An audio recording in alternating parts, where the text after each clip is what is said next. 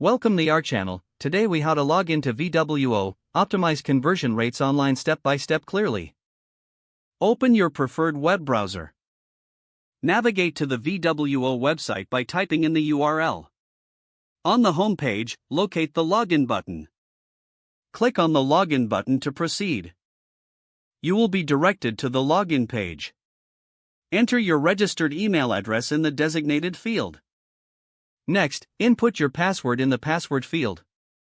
If you've forgotten your password, click on the Forgot Password link for assistance. Once you have entered your credentials, click the Login button. After a brief moment, you will be redirected to your VWO dashboard. From here, you can access various tools to optimize your conversion rates. Familiarize yourself with the layout to navigate effectively. Explore the different features available to enhance your online marketing efforts. And that's how to log into VWO for optimizing conversion rates online. If the page does not load, refresh the browser or try again in a private or incognito window. Make sure you are using the correct email address, then retype it carefully to avoid small typos. If your password is not accepted, use the reset option and create a new strong password you can remember. Check your spam folder for verification or security emails, then complete any requested confirmation steps.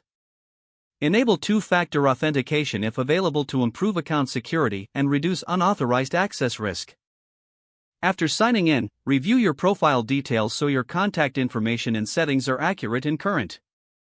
If you see an error message, note it down and try again after restarting your device and internet connection. Log out when you finish, especially on shared devices, to keep your account and payment information secure. If the page does not load, refresh the browser or try again in a private or incognito window. Make sure you are using the correct email address, then retype it carefully to avoid small typos.